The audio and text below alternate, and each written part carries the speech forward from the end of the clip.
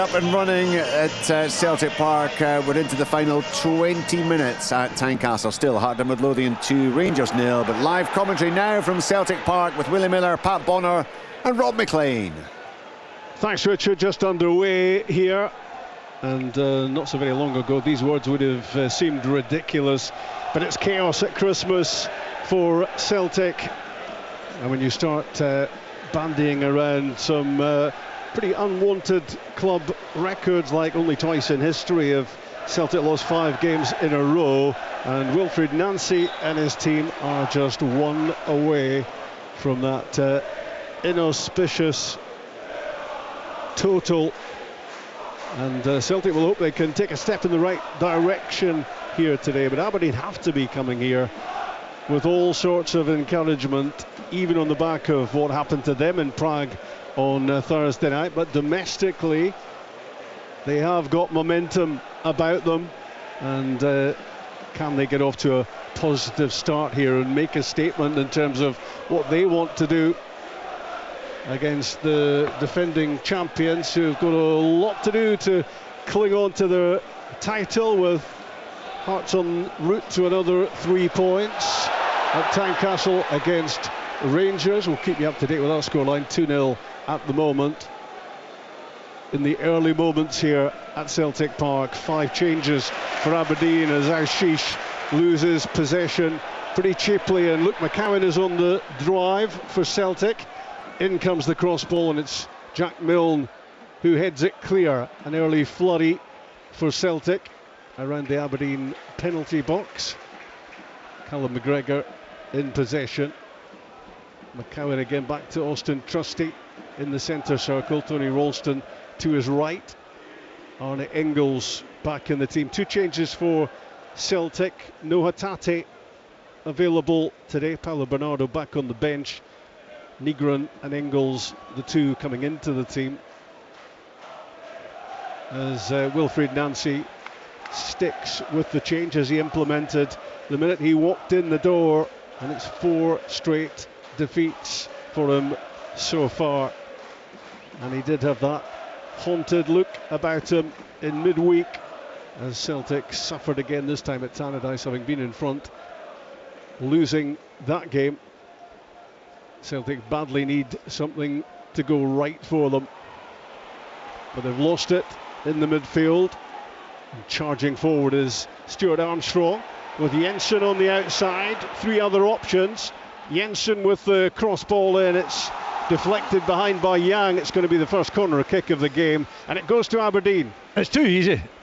It's too easy, isn't it? It's too easy for Aberdeen. Armstrong there, just driving forward, no one confronting him, setting up Jensen. Okay, it was well blocked at the end of the day, but it's still a cross coming from the left-hand side, a potentially important cross, and Celtic wide open all over the place. And for a player to be able to run that kind of a distance, you're talking about 50 yards before setting Jensen up. I don't think that's acceptable defensively. Here comes the corner kick, left-hand side. Armstrong, lots of air on it beyond the back post. Cushion back into the box. And eventually it is Jensen, 30 yards out, who takes a pot shot at goal after Celtic got it clear. That was blocked. And the ball is all the way back now with Dimitar Mitov, the Aberdeen goalkeeper. It's a long diagonal in behind Yang. Lazetic after it. Yang still adapting to the position he's being asked to play of right wing back. Celtic do play it out with the help of Callum McGregor to Trusty.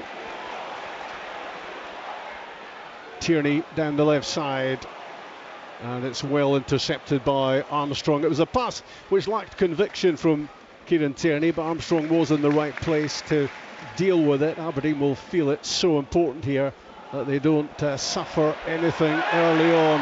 Nygren driving forward to a promising position at the edge of the area, but again never looked really set for the shot, and it was always on the rise, well over the top. Yeah, he's kind of playing in that sort of almost number 10 position. They've had that box in the middle of the field, and it's Engels, Nygren, and I'm just looking at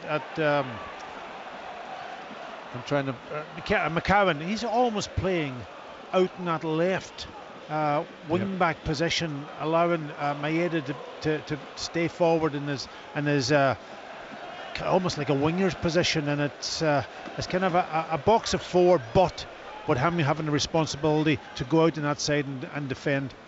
Engels clips a ball down the line, right hand side. It's well seen and well dealt with again by Armstrong. He's prominent in the game. Stuart Armstrong early on here for Aberdeen, back playing against his old team. He's a good player for the first time since leaving here 7.5 years ago. Yeah, he's a good player. He's good on the ball, but he also has got that ability to drive forward, isn't he, and run inside. Keskinen had it and lost it. Celtic working into the middle. What an opportunity for Johnny Kenny, right in front of goal, set up by Maeda. It looked like a tap in, and he's failed to take the opportunity. That's exactly what they did against Dundee United. Ball in behind for Maeda to run with his pace and power. Ball across the 6-yard box, and similar to Wednesday night, Johnny Kenny not getting the proper contact on it from almost the middle of the goal, and the ball goes wide.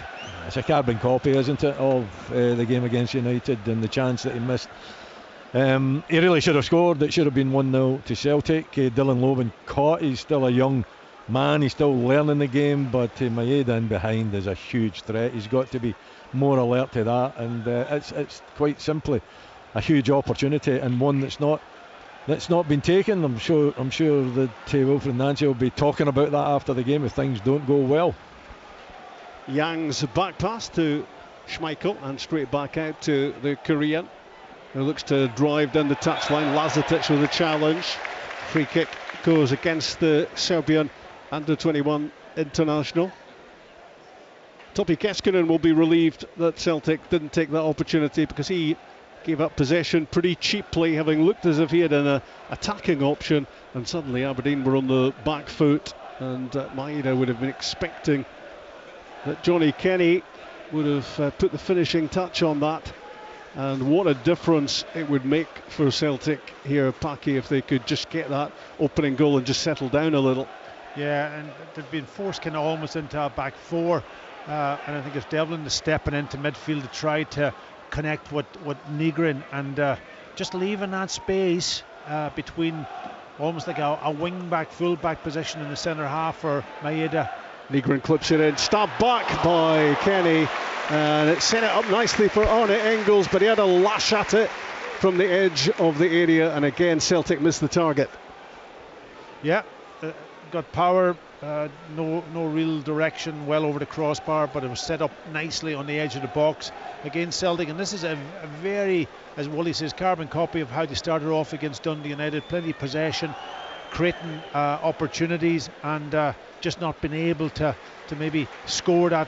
Well, they did score the first goal against Dundee United, but they didn't score the critical second one. Today they haven't been able to find the target so far.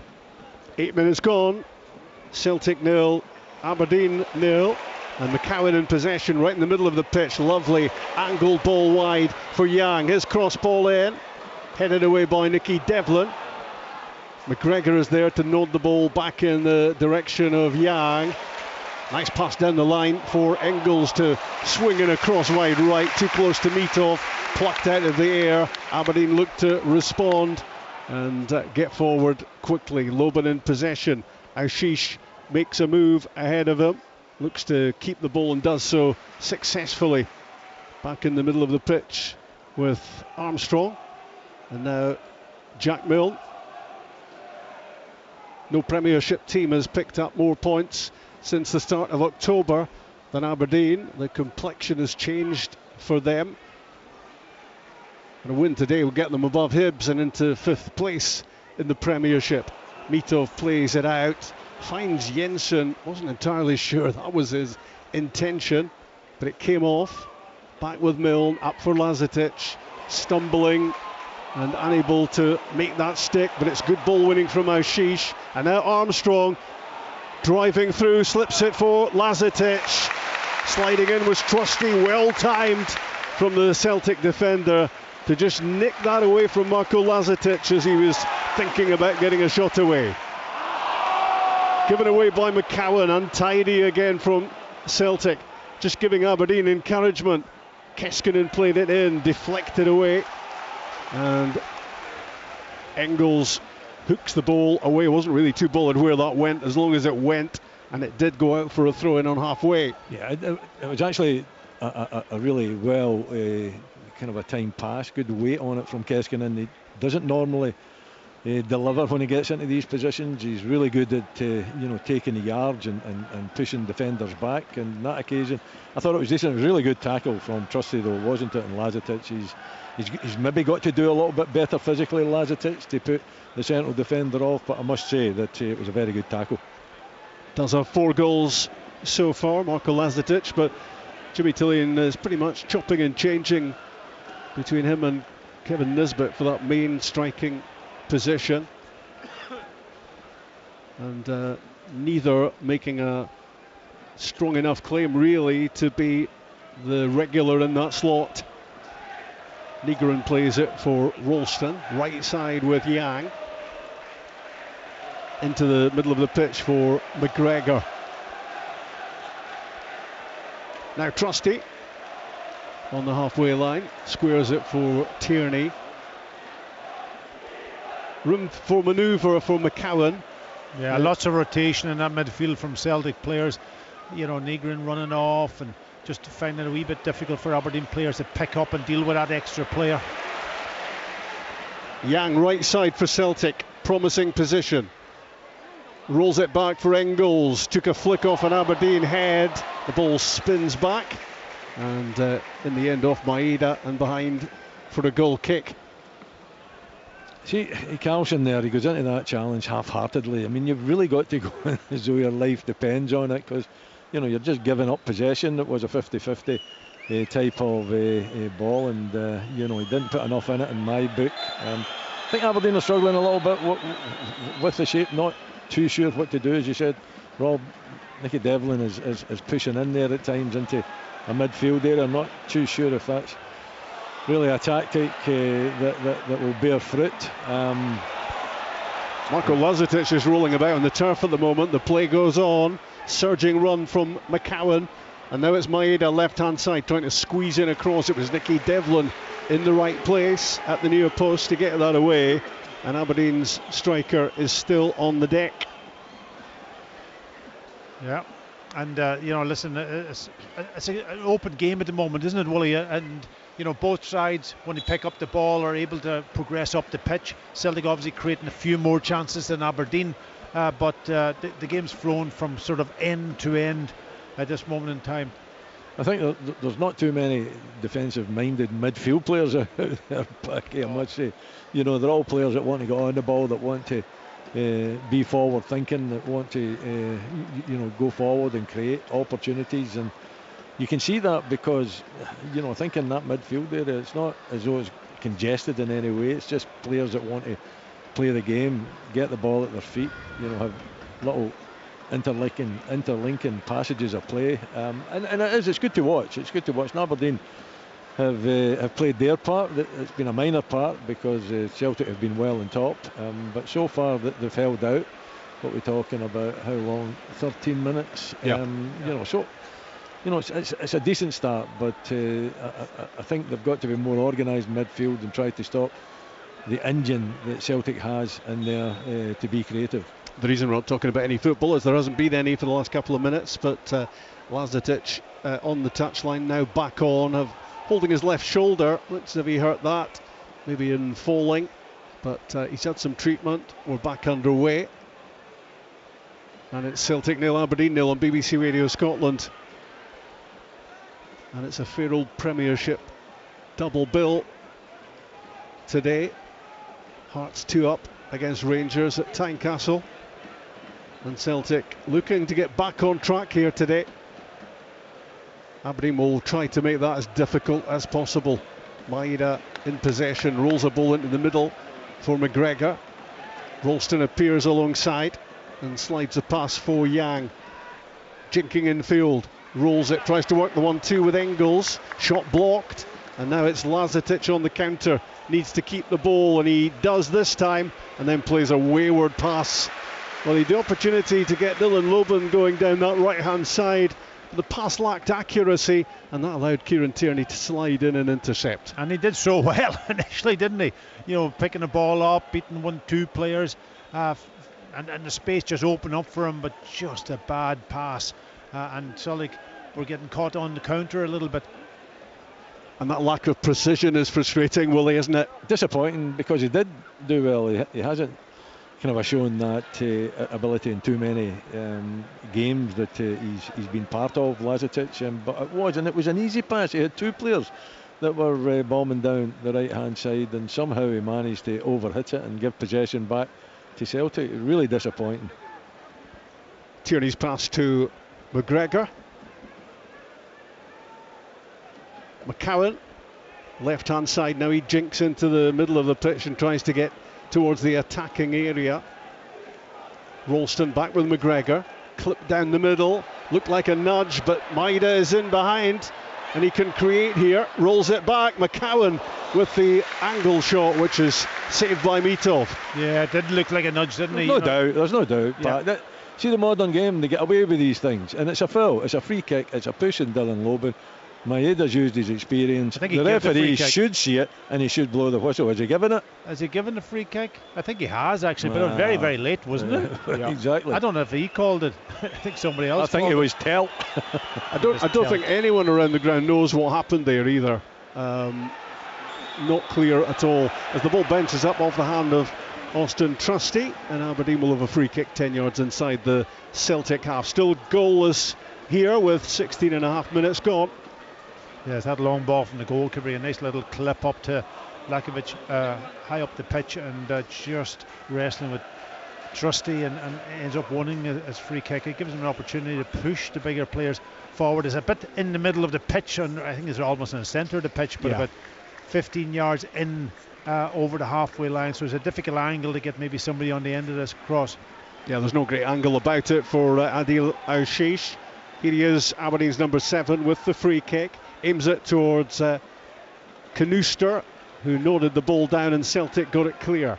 Back in it comes to the mix for Aberdeen. Lazetic tries to get it down for the shot at goal. Al-Sheish bustling his way into the box. Bad tackle. And as Celtic countered, yeah, it was Stuart Armstrong. Stuart Armstrong dived in with a late challenge, and it's a yellow card for Aberdeen's number 16. Yeah, it was a late tackle, wasn't it? He'd gone to ground, dived also, and if you don't make contact with the ball, you're always going to be in trouble. Free kick and the yellow card.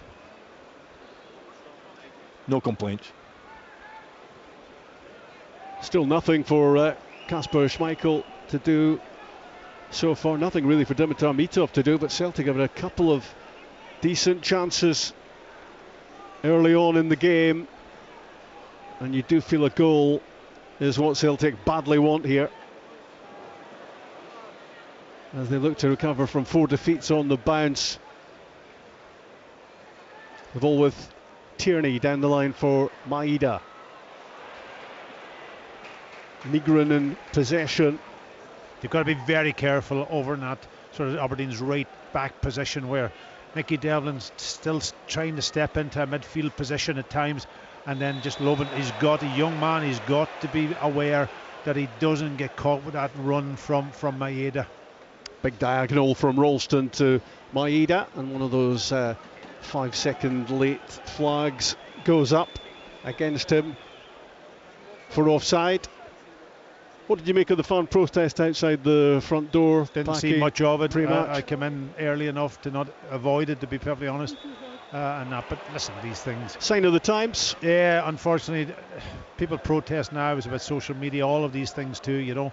There's a way to protest. That's the only thing I'll say. Everybody's allowed to do what they want to do in the modern game.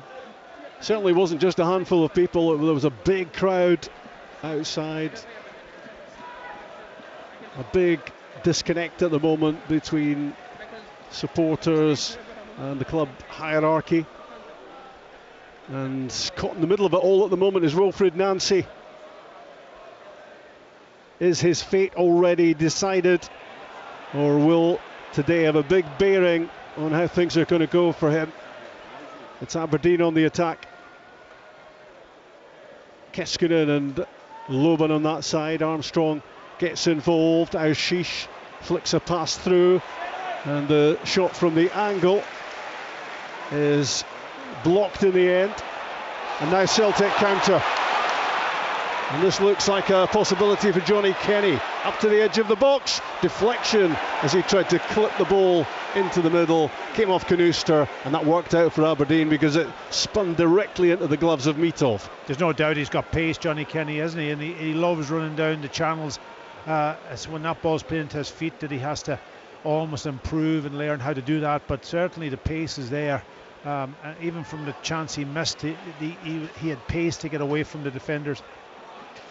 Yang under pressure, spins away from Jensen, plays a pass in for Nygren. Lovely little touch from Benjamin Nygren. He just cushioned the ball in his instep, turned away from Knooster, and he was caught by the Dutch defender. It will be a Celtic free kick. Yeah, he was, and I think Knooster a little bit lucky there not to get away, certainly with a few words from the referee. But the earlier Johnny Kenny move, I mean, Jack Milne dives in. He's got to learn not to dive in like that and take yourself out of the game. Celtic have the ball as they've had for most of this match so far. Can they produce something? McCowan clips the ball into the middle. Mickey Devlin got his head to it, wearing the captain's armband today with Graham Shinney on the bench.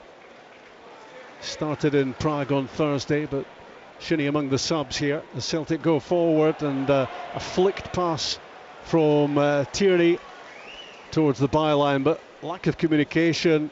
That all broke down, and the ball slithers harmlessly behind for a goal kick. Engels tried to get there but couldn't. Yeah, he made the run initially, and then he was tracked by Kness, and he can almost stepped out of it and then had to go again when the ball was played. And but that's the right run to make. If you're a midfielder high up the pitch, make those runs in behind Johnny Kenny, and eventually somebody will switch off, and the players on the ball, the likes of McGregor now, will pick you out. Good bit of play from Dylan Loban on the far side, the Aberdeen right. Good pace to get away from McCowan, and then he was bundled over in the end. But what he's done, of course, is get Aberdeen up the pitch. Yeah, and somehow managed to go back the pitch as well. But you're right, Rob, really good power run, wasn't it, taking on McCowan and going past him and ending up winning that free kick. Nygren's flick intended for Engels, but Aberdeen have it back, and a clumsy one from Yang on Jensen. A free kick just close to the touchline, right in front of us where we are in the main stand. And it's a bit stop-start at the moment. Quite a few interruptions to the game, not much flow about it. But what flow there has been heading towards the goal of Dimitar Mitov. No breakthrough yet for Aberdeen as they play the ball out again from the back. And Milne finds Knooster, and he's driving towards halfway. Clips one towards Lazatic. It was behind him. He tried to control it on his heel. The ball is spinning behind in the end, and it's going to be a goal kick for Celtic. We're past the midway point in the first half. 23 minutes gone. Celtic 0, Aberdeen 0. Yeah, it was the right idea there, wasn't it? You know, obviously Lakovic kind of peeling off into that space behind Tierney, and there was no cover, but it just couldn't. I think it hit them in the back of the leg, and couldn't control the ball. The ball is with Tierney as Celtic head forward again. Luke McCowan on that left-hand side, and now it's McGregor in the centre circle as Celtic switch the ball in the other direction. Ralston to Yang. Engels back with Tony Ralston again. It's elaborate from Celtic, but what they need is some cutting edge. In comes the cross from Tierney. Jensen got his head to it. Now it's Carlson. We've seen very little of him. Great challenge, Tony Ralston sliding in to win the ball decisively. His cross is headed away by Jack Milne. Carlson can't get there. Yang for Celtic. In comes the cross ball. Good header from Milne, gets it clear. Nygren is there. McGregor just behind him. The ball goes square for Tierney. The Celtic fans liking the stepped up tempo. Celtic looking a bit more purposeful at the moment. McGregor again switches it left side. Tierney to the byline from McCowan and goes behind off Devlin for a Celtic corner kick. Yeah, lots of possession from Celtic in that situation. working the ball, keeping, and as you say, intensity, and the way that they close down, won the ball back, keep the pressure on Aberdeen, and they end up getting their corner. Late on at Tynecastle, Rangers have got a goal back, 2-1 now to Hearts as they look to strengthen their position at the top. 0-0 here, corner kick, Celtic, left hand side, Arne Engels swings it in, out comes Mitov, gets something on it, and on the follow-up the Celtic fans certainly are screaming for a penalty, but here they come again, Celtic. The cut back into the box, McCowan clips it in, stabbed away by Milne. Carlson tries to head it further away, Lazetic can't get there, Tierney did. Aberdeen on the break though, Ashish threads it through, Lazetic, Adil Ashish again, and backtracking was Austin Trusty to slide in and send the ball back to Schmeichel. End to end at the moment, and it's Ralston to fire it forward towards Maeda. Cleared as far as Engels, and now McGregor. McCowan left hand side, it's a lazy pass back in towards Callum McGregor, but Aberdeen give it away as well,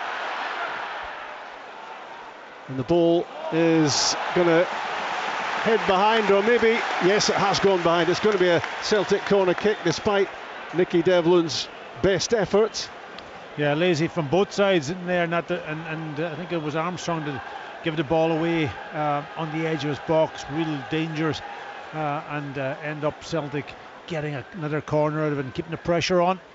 Sloppy stuff from both sides, and it all ends up with this Celtic corner kick, left hand side. Engels swings it in again, out comes Mitov. Well, he tried to catch it, Dimitar Mitov, it dropped very invitingly and it's gone wide. Wow. Maeda, isn't it? I don't know what part of his foot did he hit that ball with, but certainly it wasn't his instep. It must have been he's curled it wide of the post from the middle of the goal, 5 yards out. The goalkeeper comes and clashes with his own player. He tries to catch it, probably should have punched it, and among bodies he tries to catch it, just drops to Maeda and he hits it first time, and it looked as if he couldn't miss, Willie. I'm thinking that we've got a perfect view, we're right behind him, it falls, he's not really under any pressure either, Packy, and Mitov's dropped it, he's came in, he's collided with his central defenders, and it's laid on a plate for Maeda. How he manages to put that by the post, I do not know. You're inside the 6 yard box, it's more difficult to miss the target. Yeah, it did look easier to score. Mitov sometimes one to punch crosses when he looks to have every chance of catching them. That time it surely had to be the punch because there were so many players in front of him. He was always going to struggle to wrap his gloves completely around it, and it dropped so invitingly for Maeda, and they're spilling a few chances, Celtic, in this game already. And that's the danger, isn't it?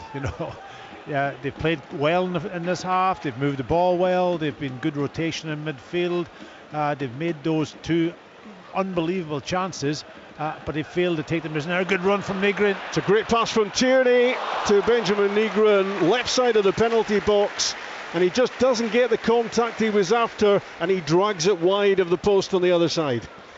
And that's the run I was talking about. You make the run beyond Johnny Kenny, behind that defence, and somebody like McGregor can pick you out. But if you don't make the run, then you don't upset that Aberdeen defence. Yeah, well, it's upsetting watching him, to be perfectly honest, not picking him up, Packy, I must say.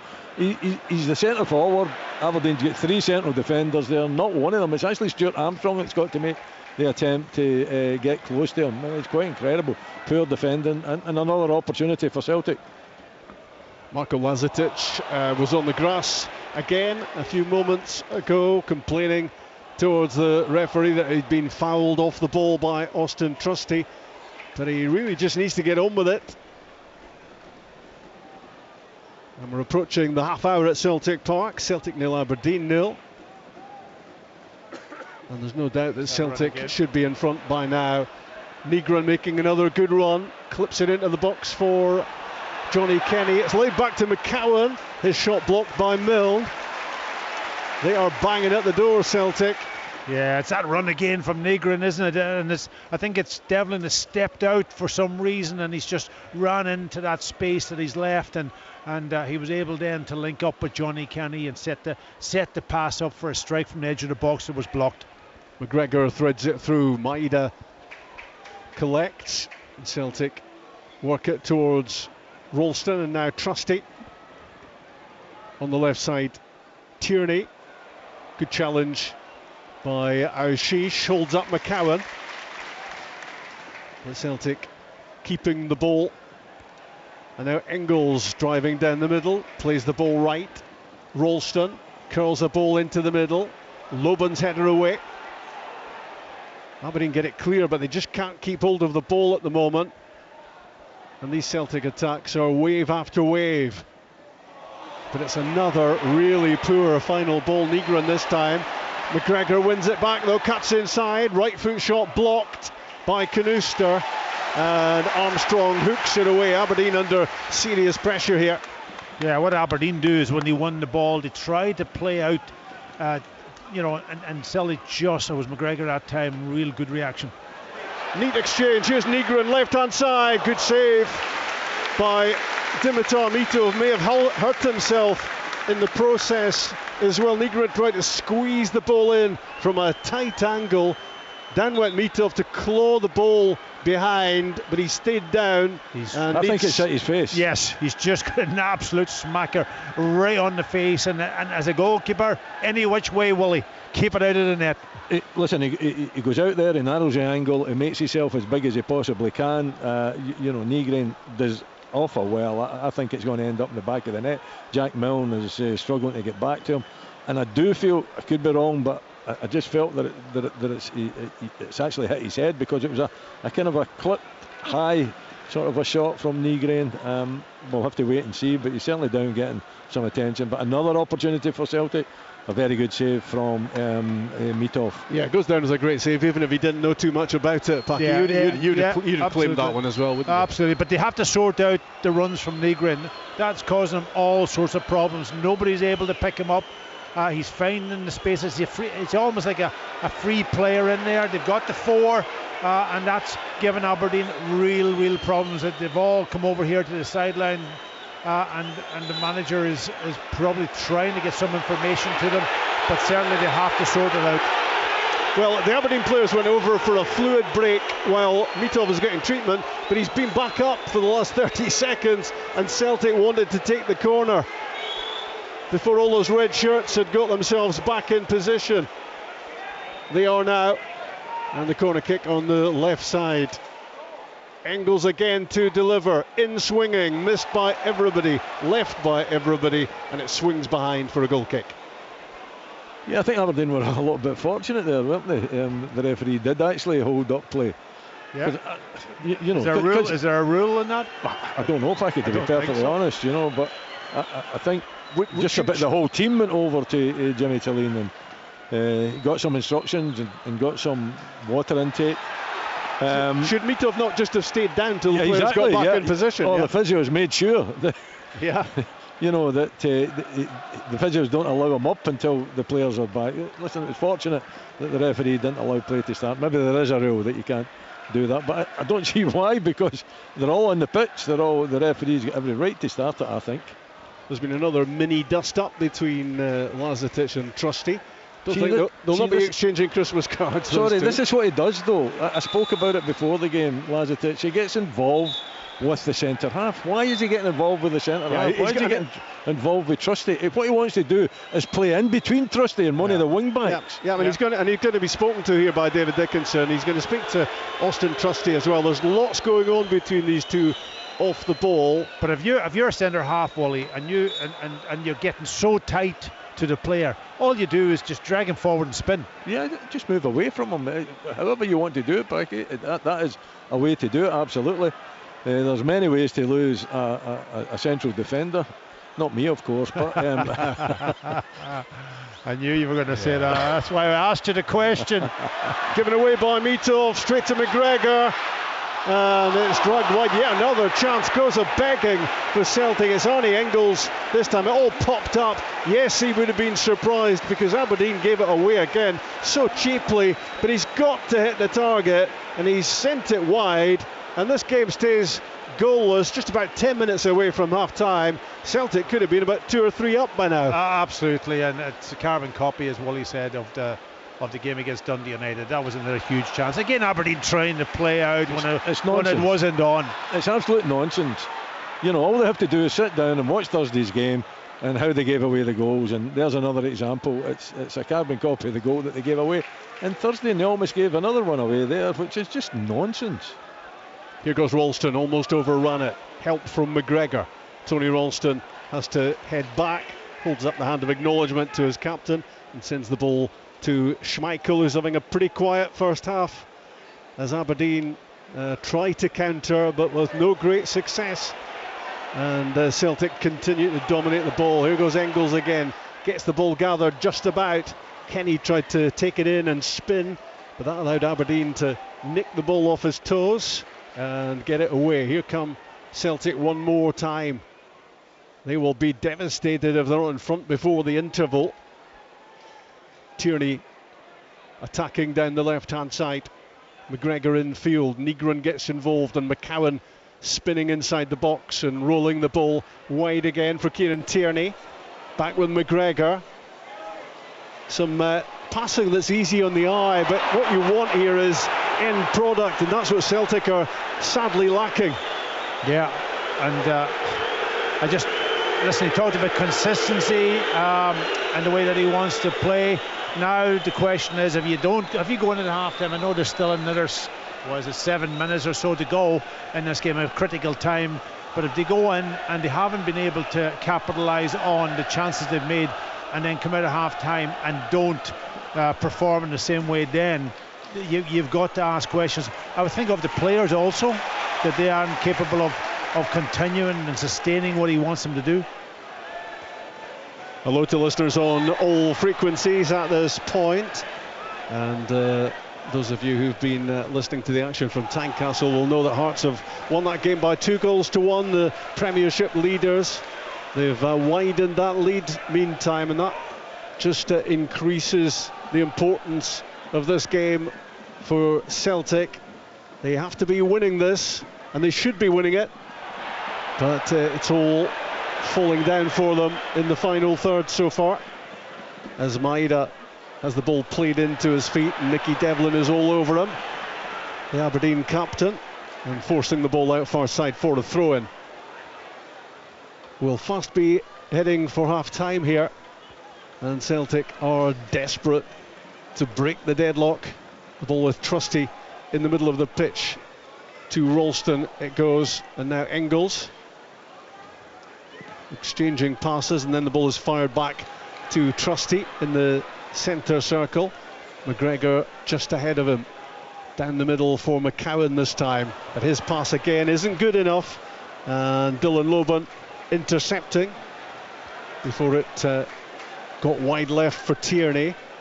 Celtic now working it down the right. Ralston, Engels, Yang. Back he goes, tries to get away from Jensen. Now he's heading towards the penalty box, but he overruns it. And Aberdeen look to keep possession of the ball with Carlson, who hasn't really had a big impact in the game so far. McCowan to the byline. Maeda cuts it back. There is the goal Celtic so badly wanted. And it's Benjamin Negron who sends the Celtic fans to their feet. It's delightful relief as Celtic look to get back on track.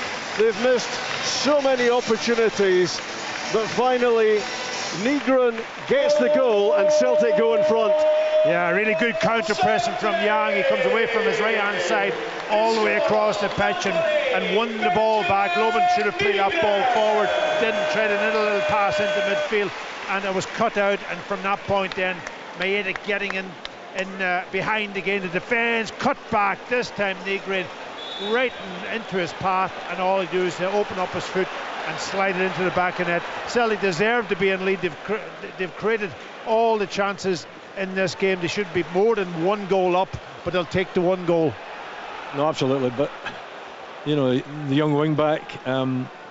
Listen, he's playing against top quality there in Maeda, and he's got to be alert that Maeda, what does Maeda want to do? He wants to run in behind, he wants to use his pace, he wants to go to the byline, and he's a real threat, and he's not alert to that, and the ball's played inside him.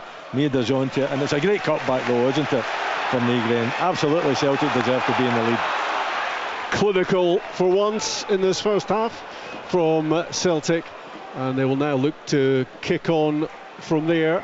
Benjamin Nygren's 8th goal for Celtic. Lots of complaints about recruitment, but he certainly has the goal touch about him. One for Sweden this season as well, and for once the final ball was right inside the box, Packy. Yeah, and listen, he's the free player, and he's making those runs.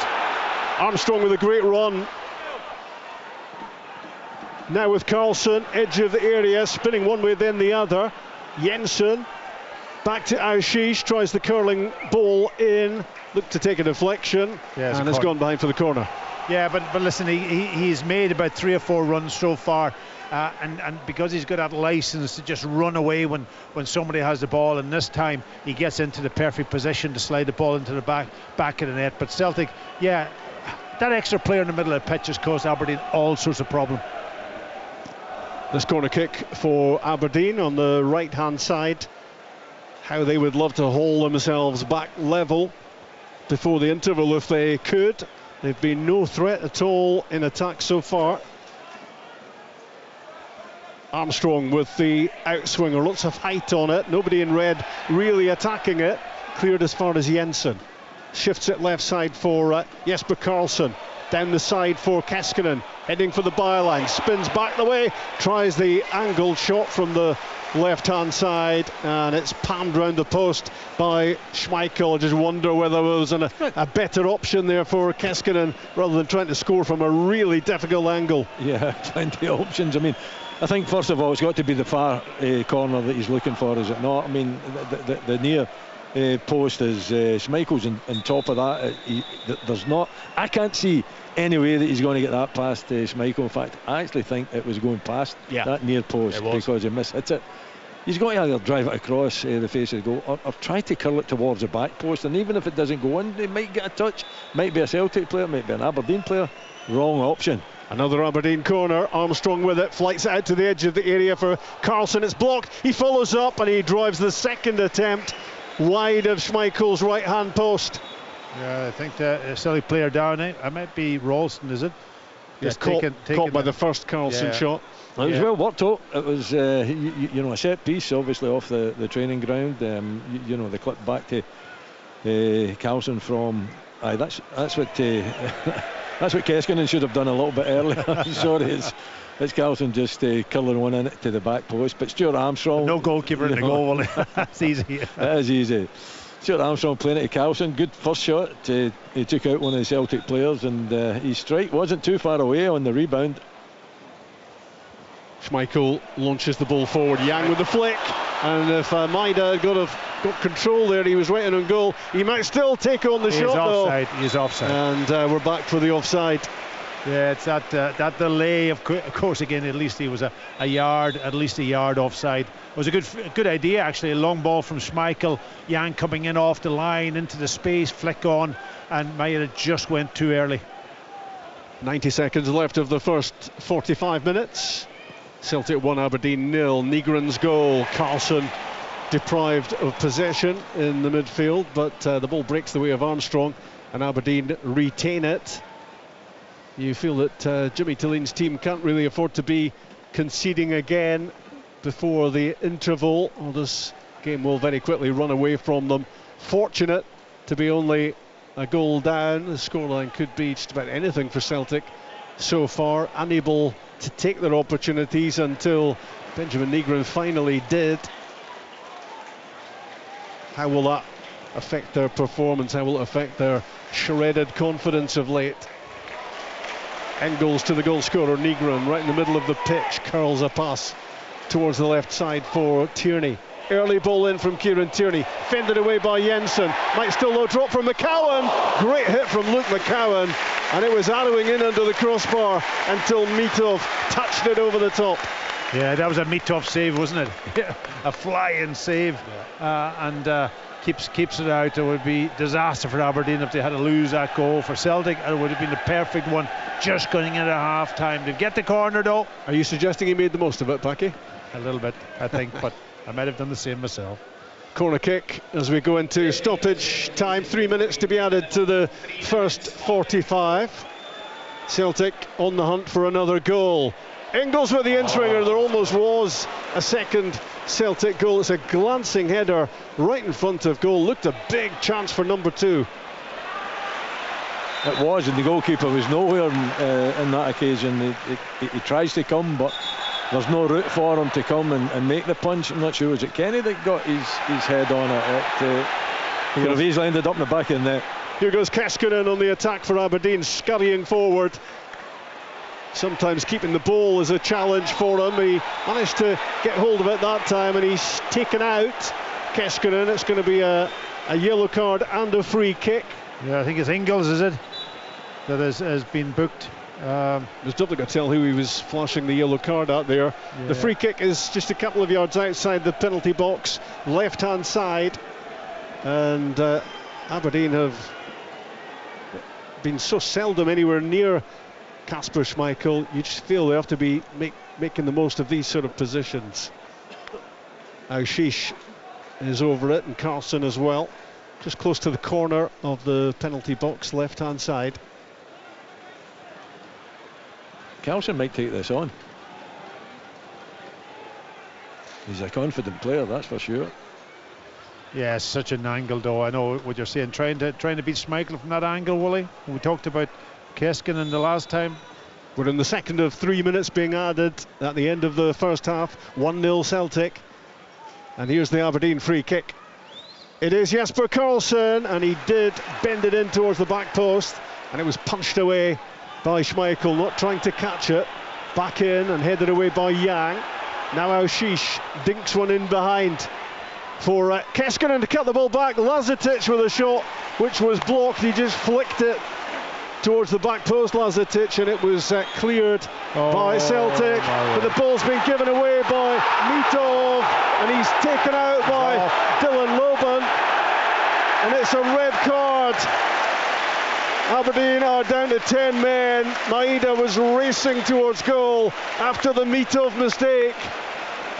Yeah, it was. I'm looking at the goalkeeper and I'm saying, don't pass it, because you've got Maeda chasing down Loban, and the pass was not, just play it up, play it long, play it in behind. A defence is running out. He ends up taking the risk, and yes, definitely. I think Devlin's back in the park. I think the question is here, Pat, is it a clear goal scoring opportunity if there's still a player, a red jersey? And I think Devlin might just have been in a position to negate that red card. Not sure, but it was just an awful mistake, wasn't it? Absolutely awful mistake. My instinctive feeling was that was the right call, because we're talking about Maeda. I'm not saying it's right or wrong. No. I'm just saying there's a VAR check, and that's all I can. Yeah. That's all I can put forward. That must be what they're looking at. Yeah, Nicky Devlin might have been in a position, but Dyson Maeda was moving at 100 miles an hour at that point, and it was over. Yeah, there was no doubt he was going to get a shot away. So it's a goal scoring opportunity, and the learning process continues for Dylan Loban. He's had a fantastic start to his Aberdeen career, but he's disappearing down the tunnel, and right on half time his team are down to 10 men, and Aberdeen will hope this is not a double whammy, already trailing by a goal to nil.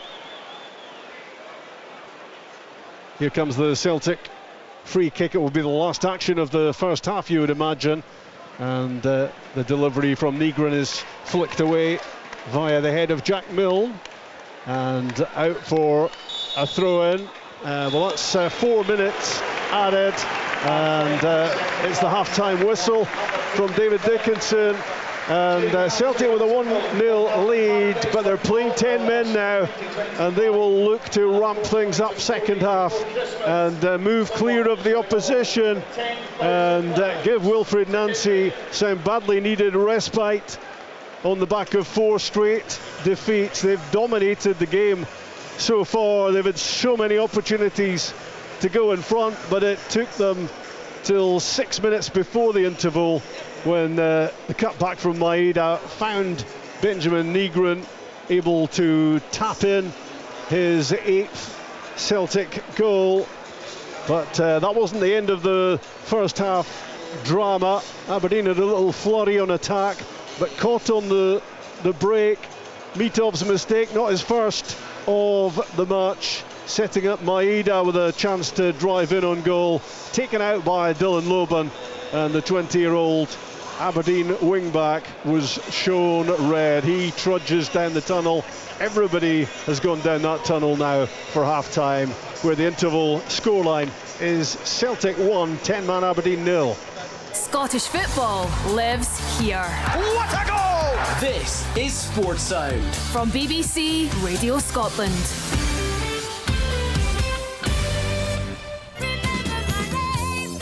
I'm Billy Differ, and I'll be sharing the biggest musical moments from stage and screen, guaranteed to put a spring in your step. From timeless classics like Les Miserables and Bedknobs and Broomsticks, right up to the latest hits from Hamilton and the sensationally popular Wicked. Plus very special guests Alan Cumming, Elaine C. Smith and more drop in to tell me their favourite musical moments. A night at the musicals. Best of stage and screen. Christmas Day at 2 p.m. on BBC Radio Scotland and Sounds. Where right now you're listening to Sports Sound with me, Richard Gordon. Already we've brought you a full-on game at Tynecastle. Heart of Midlothian, 2-1 winners against Rangers to move further clear at the top of the table. Finlay and Shanklin for Hearts, who were well in control. Very late goal from Chermiti, just a consolation, and the final whistle went thereafter. So Hearts at that stage moving 9 points clear at the top of the table of Celtic, who had 2 games in hand. They're midway through the first of those, and they lead 1-0 thanks to Benjamin Nygren sliding home from about 8 yards. It was his 8th goal of the season, and Wilfred Nancy and Celtic will have been given even more hope by the fact that right on half-time Dylan Loban sent off after just a terrible mistake by Mitov, which put the youngster in trouble. There was no question it was a deserved red card. I know Willie wondered if Nicky Devlin might have got back. He was about 15 yards behind at that point, and it was Maeda. So while by the time things had settled down, Devlin might have been there, at the time the foul was committed, Devlin was way back. So it was the right decision, and Celtic could not have a better opportunity, surely, to get that first win under their new manager. Celtic 1, Aberdeen 0 at half-time. Highlights of all the matches from the weekend. Main highlights, of course, from Hearts Rangers and Celtic Aberdeen. That will be on Sporteen tonight at 7:15 on the BBC Scotland channel. Also get the highlights, the best of the moments from yesterday's 4 games. In the SWPL this afternoon, Hamilton 1, Montrose 1, Aberdeen 0, Rangers 3, Hibernian 1, Celtic 2, and Partick Thistle 2, Motherwell 1. Hearts against Glasgow City kicks off at 4:10. I was trying to keep an eye on both matches, Pat, Hearts Rangers and Celtic Aberdeen. It struck me in the first maybe 15-20 minutes it looked to be a fairly even game, but every time I looked up thereafter it was Celtic on the attack, and they're thoroughly deserving of that advantage, aren't they? Yeah, it was a very open game early on. It suited Celtic, very similar to the first half against Dundee United, where it was wide open. Celtic down with the rotation, the extra player in the middle of the pitch. They were able to play their game that they enjoy, and then of course getting in behind, and Aberdeen just need to get a grip. They've been asking almost one of the centre halves, I think it's Devlin, to step in at times into midfield to try to deal with that extra player, a bit like what Dundee United again did. It hasn't worked, and Nygren has had probably 4 or 5 runs into the box. He ends up getting into the box, and the cutback lays into his pattern. He scores a goal, but Celtic should have been at least 2 up. The chances that they had, Johnny Kenny again, unbelievable chance right in the middle of the goal, just doesn't get the connect that he needs to get, and that's twice now in 2 games he's done that. Maeda also the one that dropped to him after the goalkeeper dropped it, and he sclaffed at it and has gone from the middle of the goal wide of the right hand post, which is quite incredible. And Ingles also should have scored, and that would have, at least they could have gotten 1 more goal, if not 2, out of those chances that was created, and that would have put them into a great. I'm sure the manager would love it was full time right now. 1-0 up, and that, because even though they're down to 10 men, Aberdeen, there will be the odd time that they will get into a position where they might get a set piece or so on that will put pressure on Celtic, and that's what he doesn't want. He needs that extra goal now, Wilfred Nancy, just to take all the pressure off. He should get it. They should dominate again. That's 2 extra players. They have an extra player in midfield. They have an extra player somewhere else, and you will see probably one of the centre halves. We see a lot from Tierney on that left hand side, bombing up and leaving sort of almost the other 2, Ralston and Trusty, in the position. But I'd be very disappointed with Lazetic up front. He's almost, there's space for him to run, and he doesn't. He just drops away deep into almost trying to take care of McGregor, and Aberdeen's got no out ball when they won it, and they try little passes into the middle of the pitch, and then it's cut out, and that's not helping them in any way, shape or form. No, Willie, it's largely been a disappointing half, certainly in an attacking sense, from your old team, hasn't it? Sorry, Richard, I'm struggling to hear you a little bit there. Are you talking just about largely there? Yeah, well, no, I'm just saying largely a disappointing afternoon, largely, particularly the area which you highlighted and have highlighted many times up front. Yeah, I mean, Lazetic, he shouldn't go on the pitch in the second half. I don't know what he's trying to do. I keep seeing him want to wrestle with a centre half. Celtic have only got 1 centre back. They've got two wing backs. He's got to get himself in between. He's got to give Trusty something to think about. You're a centre back. What do you want? You want the striker to be in your eye line at all times. And Lazetic does nothing to get out of his eye line, and he just wants to wrestle, and he's not strong enough to wrestle. He's maybe won 2 of the battles that he's taken Trusty on in. So he's doing absolutely nothing. There's no out ball for Aberdeen. What they've got to do is build it up. They're not good enough to build it up. Celtic are, really, really sharp with their press. The goal comes from that as well. Aberdeen having possession, giving it away. The Mitov situation, just can't believe it. They still, want to have the 2 centre backs and Mitov playing to centre backs, and then what happens? There has got to be a plan, and something's going to happen where Aberdeen can build it up. Nothing happens, and then it ends up probably out to a wing back to Mitov, and then launch forward, and Lazetic is doing nothing. So that number 9 position is just, crying out for in the window for Aberdeen to bring someone in that actually looks as though they know what they're doing. On this show, and Lazetic doesn't know what he's supposed to be doing out there. There's no defensive midfield players for Aberdeen in the midfield, absolutely none. So whenever Celtic get the ball, it's very difficult for Aberdeen to win it back. I see nothing from Carlson, absolutely nothing from Carlson. Lazetic I've just mentioned. Auschwitz has been non-existent as well. Stuart Armstrong in the early part of the game looked as though he might do something. He's had a couple of runs from deep as well. And then you've got young Dylan Lobin. Listen, he's just learning the game. He's only got a handful of games. He's up against Maeda. Goodness me, I mean, the goal comes from, he just isn't sure where his position should be. Now, I'm not picking Dylan Lobin out by any means whatsoever. He's a young man, but when you put him up against Maeda, I think there's only going to be one winner in that joust. So it's 1. Listen, if it had been 4 or 5, Packy, you say 2 or 3. If it had been 4 or 5, Aberdeen couldn't complain about it. It's wave after wave, chance after chance. How some of the chances were missed, I do not know.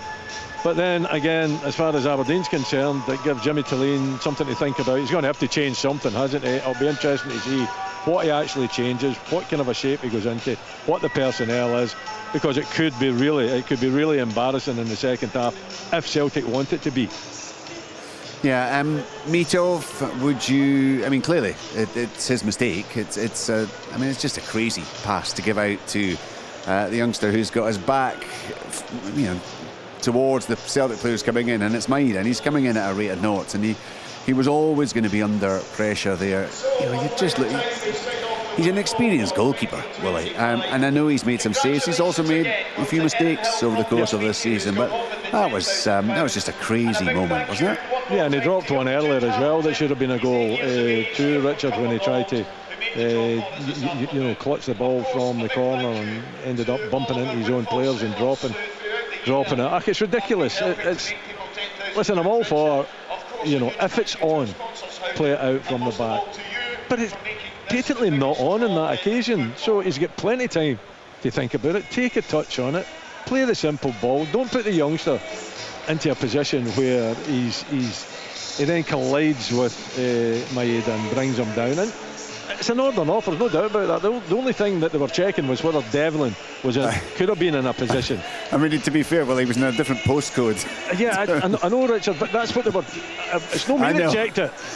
Checked it. I'm only giving you the view from here. That's the only thing that I could think about when I saw the check coming up from VAR. It was a very quick check, so different postcode. Yeah, absolutely. Not alone, Richard, the sending off. He was also at fault for Ingles' big chance. Yeah. He passed the ball out when it wasn't on to pass it out, and he was at fault, I think, for the goal midweek, if I'm not mistaken. It starts from him, trying to build up. Surely you would learn. You're here at Celtic Park. You're up against players who are really on top of their game today, because they are. Maeda's really, really quick. They know that they're going to come and close you down.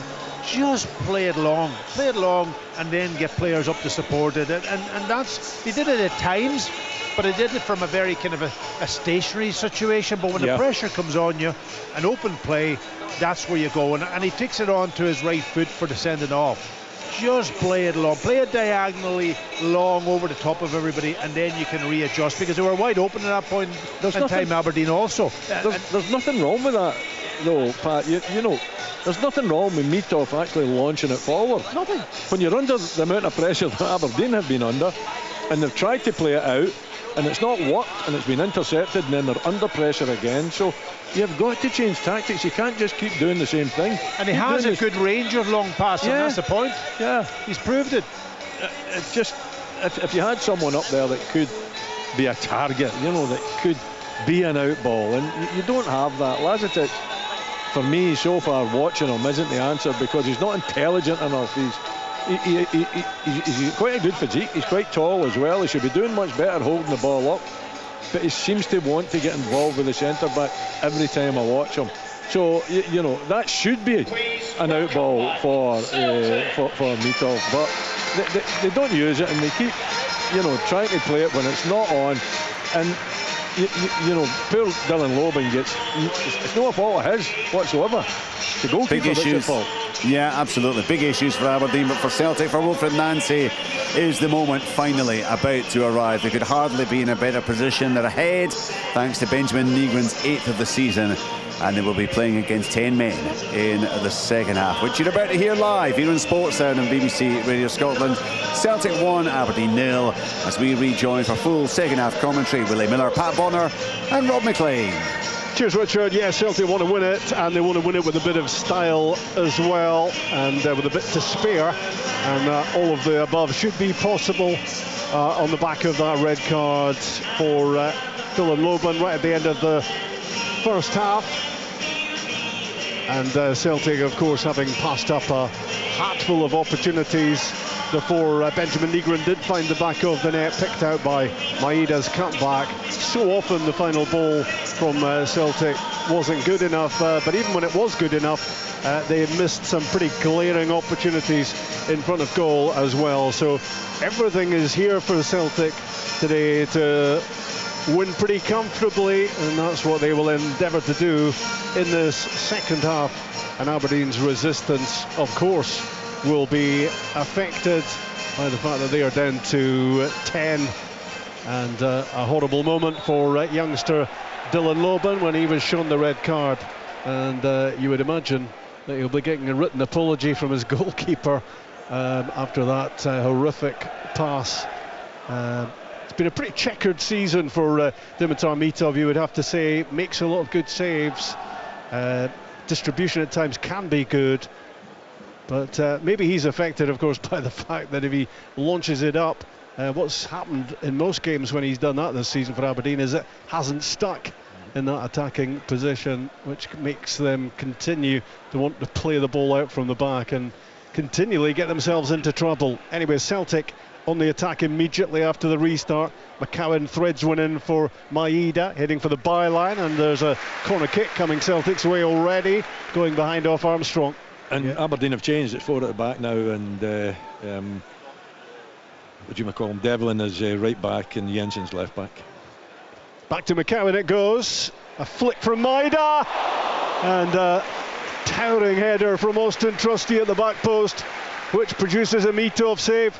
Yeah, I think it was going in the back of the net. It was one of them, again, a Mitov type save. Yeah.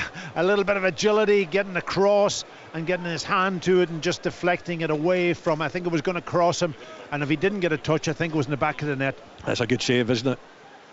Keeps it at 1-0. Maeda to the byline. In comes the cutback. Chances cropping up for Celtic all the time. Well, that save from Dimitar Mitov is miraculous. How did he manage to get a hand to that and divert it over the top of the crossbar? Oh my word, it kind of makes up, those couple of saves has made up for maybe the big error that he made and that, but it was an incredible save, wasn't it? You know, it was one of them, comes to McGregor, he's probably, about 7 or 8 yards out, and he hits it first time, and what all the players can almost attract to the near post, and Mitov gets a big hand to it just to deflect it over the crossbar. Engels with a corner kick for Celtic.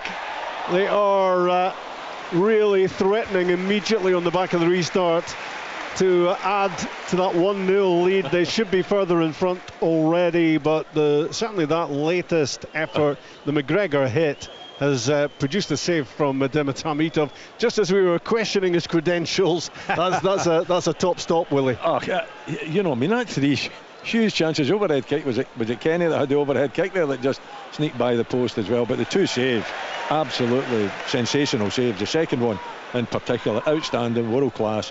Yeah, he's made mistakes. Yeah, he got Dylan Loban sent off by one of them. But oh, dearie me, I mean, that's 2 world class stops from Mitov. The Mitov mixed bag continues, and here comes Celtic again, looking for their second goal, and it's back off the inside of the post and back out again from the Nygren cross ball. Wow, that's unbelievable. 3 huge chances for Celtic at the start. We're only 3 minutes into the second half. If that 3 minutes is an indication of how this second half is going to go, Aberdeen are going to have to do some defending. I've never witnessed anything like it. How many chances have Celtic created? How many have they missed or Mitov saved? McCowan, 25 yards out, good hit, but it's straight down the throat this time of Dimitar Mitov. Can Aberdeen stem this flood of Celtic opportunities? Well, I think if the next goal goes in for Celtic, then it could end up a big score line. They just need that second goal. Aberdeen just needs to hang in. See that? I would have him off the pitch. Willie's talking about Marko Lazetic, just in case you're in any doubt. Absolutely amateurish. You know, an opportunity to take a little bit of pressure off, and what does he do? A long ball, he pushes the defender, pushes him to the ground in front of the referee. Yeah, I wonder whether his time is going to be up shortly. No, well, Graham Shinney is getting ready for action down below us, so he will be coming on very soon. Celtic in possession. Maeda twisting away from Carlson, cuts the ball back. McCowan is there, threads it back out. The Tierney cross ball in. Canuster heads it away. It's a great hit again. It was Tony Ralston who sent in a ripper of a right footer. Again, it's parried away by Mitov, but Celtic keep on coming with a thirst for more goals, and surely that thirst is going to be quenched any moment now. Tierney with a lovely bit of football to work himself to the byline. Devlin comes across, stops the cross. It goes behind for the corner kick, but there is no stopping Celtic at the moment, and the second goal is surely only a matter of time, and it might just be seconds. Yeah, it was a lovely strike, wasn't it? It was just came to him, bounced up, and he hit it on that sort of kind of volley, just one of those Schmeichel type volleys that we've seen from, and he just connected beautifully with it. Here's the latest Celtic corner kick coming in. Mitov came for it, had a flap at it, got enough to get out of the danger zone, but Aberdeen are just hanging on in there at the moment on the 1-goal deficit, which could be half a dozen by now. Couple of changes coming for Aberdeen. Yeah, I'm just looking at Carlson down this sort of almost twice now. He was in 1v1 situation. He was so easily beaten. It comes in from, again off the far post. This time it was Arnie Engels from the left-hand side. A left foot cross. It cracks back off that same upright, struck by Nygren earlier on. We're only 6 minutes into the second half. Celtic could have had another 6 goals. The only thing they have to actually stop the game and restart it again. But it's just been wave after wave, and big chances, huge chances. Woodward hit twice, and 2 magnificent saves from Mitov as well, maybe even 3. It's quite incredible pressure that Celtic have put on, but the score, I'm looking up, I don't believe it's still only 1-0. Arshish on the ball there a moment ago, just trying to look forward, and there was nothing in front of him to pass to. Stuart Armstrong has it now. He spinned around and found himself with a little bit of room and managed to play a pass to a player in red. And it's probably the first time in the second half that Aberdeen have strung 2 passes together. It's been all about Celtic possession, Celtic territory and opportunities, and just for the moment Aberdeen have got hold of the ball down the right side. They need more from the man on the ball now. Jesper Karlsson wriggles clear of a couple of challenges, then clips the ball back out wide. He's done well. Nicky Devlin through the middle, and Lazetic looking to get a touch on that to try to divert it past the goalkeeper, but the offside flag has gone up anyway. Yeah, it was good play from Aberdeen, really good play down this right hand side. Started with Carlson initially, reverse pass, and when the ball's played along, he shouldn't be offside. He's trying to get across Trusty, but he actually even missed it when he got in front of, and I'm talking about Lakovic again. Well, I think we're talking damage limitation here now from Aberdeen, having seen the first 6 or 7 minutes of the second half, because Carlson and Keskinen are the players coming off, 2 attacking players coming off, and on come captain Graham Shinnie and Manny Gyamfi, the German left back, is coming off the bench for Aberdeen as well. Presumably will he try to shore things up here? Yeah, it certainly looks like it. You know, you really can't complain too much about it. The 2 players can't complain too much about it. I think Jimmy Tillene has had a real lesson of how good Celtic can be this afternoon. We've all had that lesson. You know, maybe even the Celtic supporters, because they've been outstanding, haven't they, in the shape that Wilfred Nancy's actually trying to employ, and the chances they've created is incredible amount of chances. So Gyamfi is left wing back, Jensen now is right wing back, Graham Shinnie in the middle of the pitch looking to protect in front of that defensive 5, and Aberdeen might need all of those and maybe 1 or 2 more, bearing in mind what we've seen in the second half so far.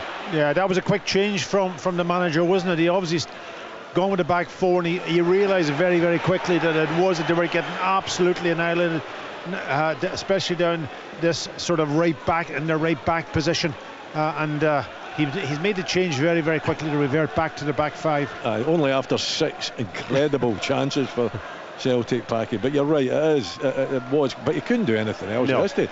You know, he can't be a manager sitting down there, be stunned with the fact that he must be stunned with the fact that Aberdeen are still in this game. Gyamfi on the ball on the left hand side, the former Schalke player, gets a cross in. Lazetic with his back to goal, couldn't get the touch to control it, and Kieran Tierney forces the ball away. Aberdeen would like to do some attacking, they want to be a threat. They want to keep this scoreline at 1-0 if they can, but it's all about balance as Maeda bundles over Nicky Devlin, and Aberdeen have a free kick, and they'll take their time with getting restarted because it has been some attacking flurry from Celtic on the back of the interval. And it's 10-man Aberdeen, if you've just joined us, with Dylan Loban having been red carded, having been dropped in it, I think is the phrase from that's the polite phrase from Dimitar Mitov, who since the interval, well, one of his saves was almost unbelievable in how he was able to divert a pile driver from Callum McGregor over the top of his crossbar. Even Packy Bonner was looking on admiringly, I think.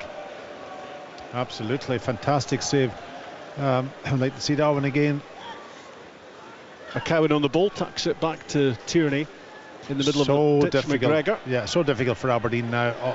They've gone with their back five, which is fine defensively to just try to resist Celtic down the flanks, but the midfield now will be overrun. They've got the 3 players in there.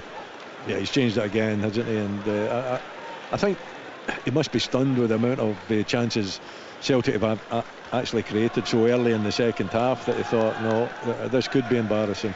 And actually at this moment in time it should be embarrassing. It's not, so he's changed it. He's went back to the back five, so it'll just be backs to the wall, I would suggest, for the rest of this game. Tierney for Celtic threads it through, into the box it goes. Little flick, almost dropped from Maeda. Aberdeen scramble it clear and cling on to this 1-0 scoreline, which must be delighting them at the moment. 1-0 down, but well, it could be so much worse. Celtic looking to make something happen again, and the ball fired in at the near post, and down went Mitov with a little bit of assistance, and they got that away. The problem for Aberdeen when they counter-attack is finding another red shirt on the way forward. Back it goes to Jack Milne. Hoists one over the top of McCowan for Jensen to chase, and out comes Kasper Schmeichel to collect. I would imagine his first touch of the second half, and one of his few touches in the game. So one-sided, and yet still only 1-0. Celtic 1, Aberdeen 0. Looking to trim back that Hearts advantage at the top of the Premiership. Hearts 2-1 winners against Rangers earlier, as Alexander Jensen chases a long ball down to the corner flag, then tries the back heel, and they're great when they come off, but that didn't look so hot, and it was intercepted by McCowan. But seriously, just get a throw in, get a corner, try to hit it off the player. You know, instead of the back heel that just was never going to happen. Yang on the attack for Celtic, angles a run in field, good challenge by Gyamfi, just holds him up though. The ball still runs to McGregor, conducting operations in the middle of the pitch for Celtic. 11 against 10 for the defending champions. Now Trusty, all the play condensed into the final third. Back with Kieran Tierney. Wilfried Nancy throwing his arms out wide on the touchline. And I see McGregor in the middle of the pitch telling all the players, 1, 2, 3, 4, 5 players, almost 6 players on a line up front, but spread out a little bit, create space.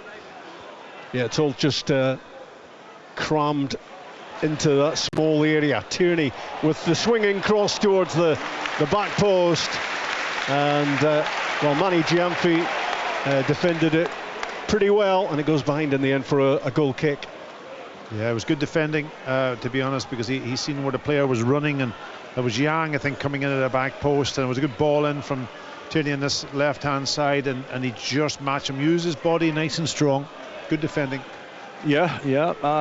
He's been a bit part player this season, Gyamfi, but on that occasion, he spotted the danger. He got his body, decent strength. He's quite a physical. He's not the tallest, but he's got decent strength, and he did well on that occasion. Almost at the hour mark at Celtic Park on BBC Radio Scotland. Celtic 1, Aberdeen 0.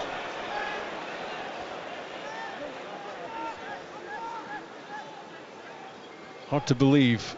When you give that scoreline, it's pretty hard to believe. Such has been Celtic's dominance. So many have been the chances. Yeah, what would you say? 8 chances?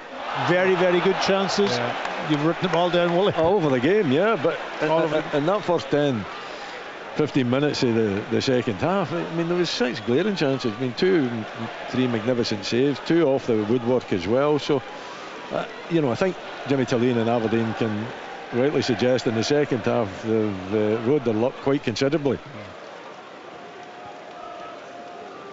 Jimmy Tillane might point to Aberdeen's resilience afterwards, depending on how it all pans out from here, of course. But and luck. Well, I was about to add riding their luck considerably. But Celtic have a set-piece opportunity here. Free kick, right-hand side.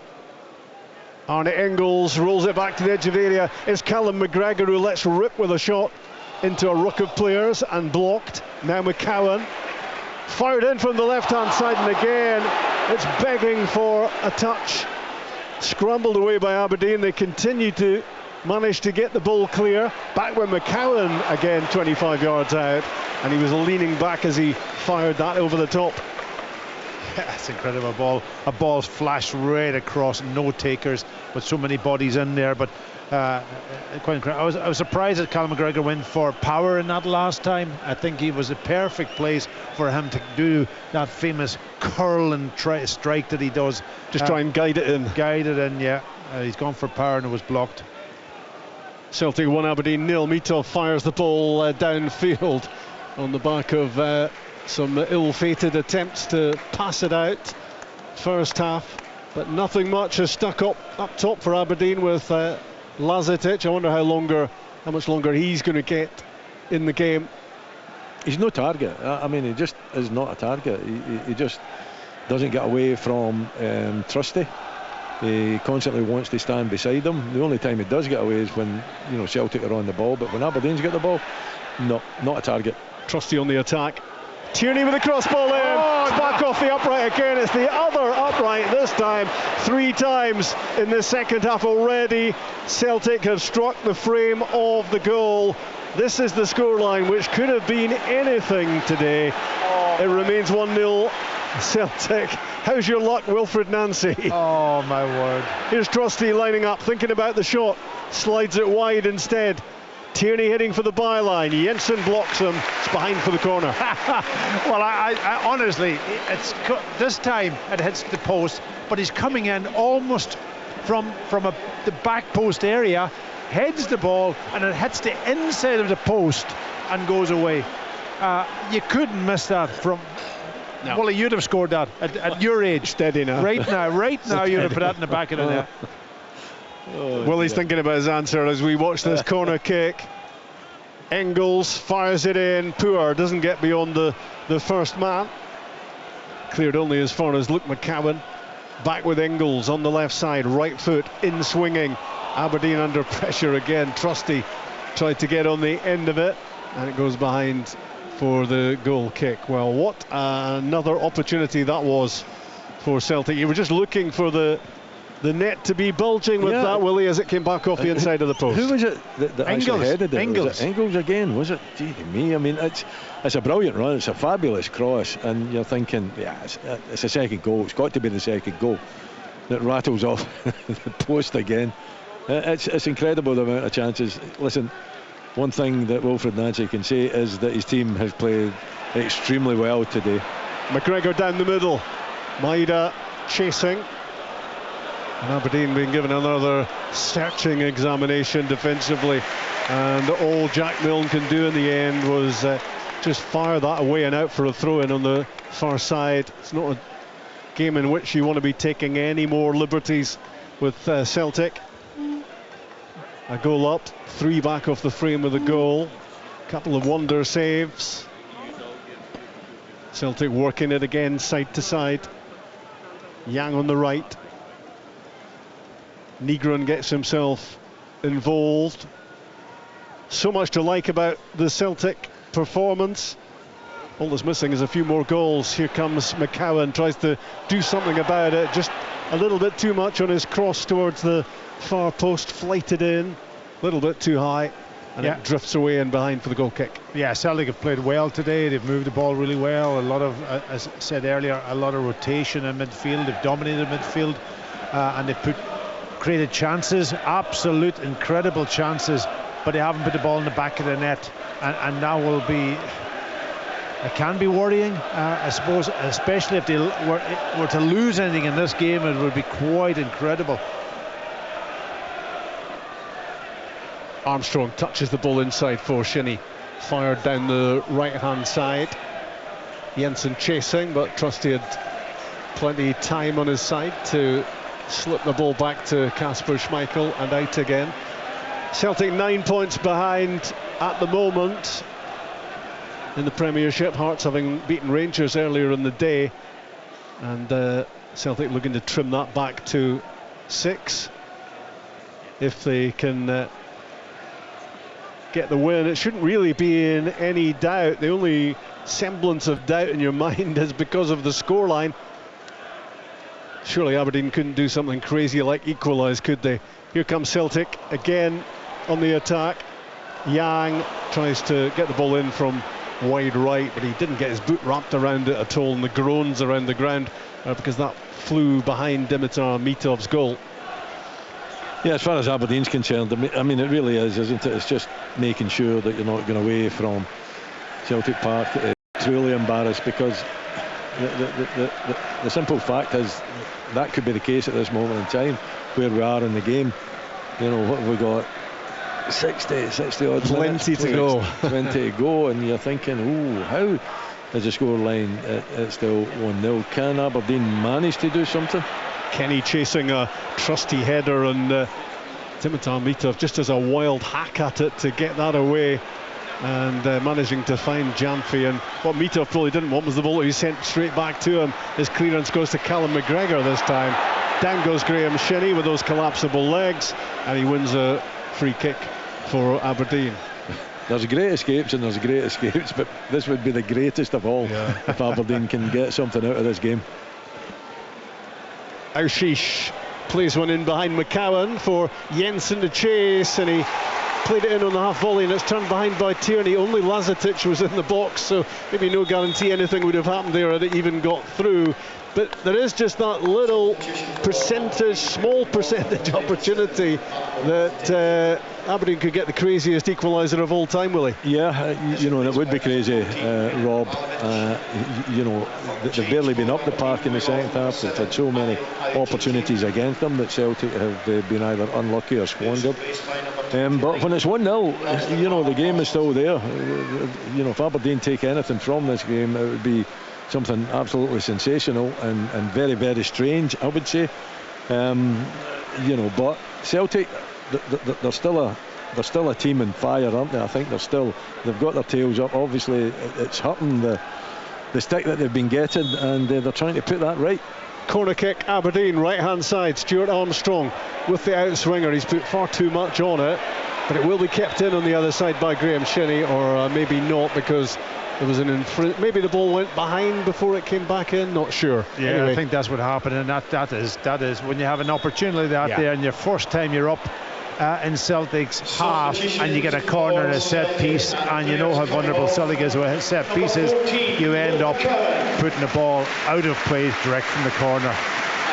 So Celtic making a hat-trick of changes here as well, with McCowan, one of the players coming off, Johnny Kenny coming off, Scales coming on, Forrest coming on.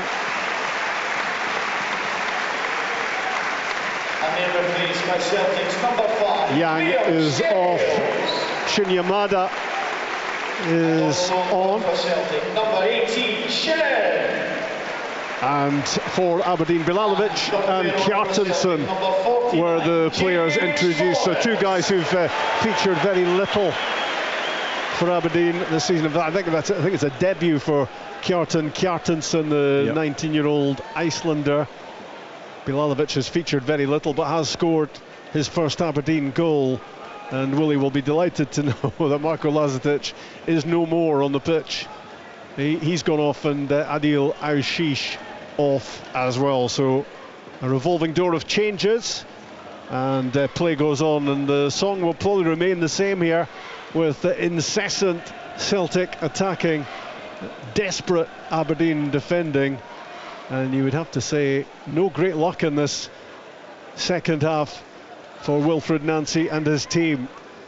Down the middle from Trusty, laid off and hooked wide of target by Nygren.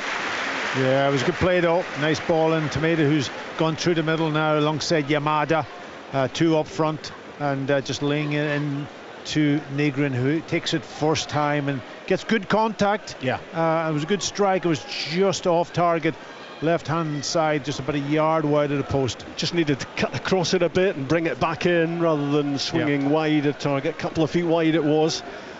His goal, the only goal of the game. Again, these are words that I'm not sure I should be uttering at this stage. So many have been the opportunities for Celtic, but it is Nygren with the only goal of the game, 6 minutes before half time. And of course, after that, before the interval, the dismissal of Dylan Loban, a straight red card for the 20-year-old, and that has made life even more difficult for Aberdeen than it was already. You don't see too many games more one-sided than this one. And so far Aberdeen have got away with conceding only one goal. Tierney, a right foot cross ball in, Jamfi on the end of it, gets it away. Forrest keeps it alive for Celtic. Back with James Forrest again, looking to make an impression off the bench. McGregor, Scales curling in, well, he was thinking about the cross ball, he may have been also thinking about the shot, and it was somewhere in between, and he's just swerved it wide of Mitov's goal. It's 1-0 Celtic, and we've only got about 18 minutes to go. Yeah, Scales has come on obviously on the left side, centre back, but he will push forward into that area inside the left position, and Tierney is almost pushed up now as the left wing back, and both of them are capable of putting in good crosses. That one from Scales wasn't a good one. He's only on the pitch, but he will get his sense of where he is and the quality that he needs to produce probably as this game goes on. You said, Willie, that it's threatened loads of times in the game to get embarrassing for Aberdeen. Is it already embarrassing? It is. You know, even minus the score line. It is, but you really have had to be here to see how embarrassing it has been, particularly at the early stages of the second half. But throughout, the only thing that's letting them away is they go into the box. Cut back for Forrest, great save Mitov. Just a flash at it really quickly, James Forrest with his right foot. Tried to place it inside the post, and it's another good bit of goalkeeping from Dimitar Mitov, who's had a very mixed day, Packy.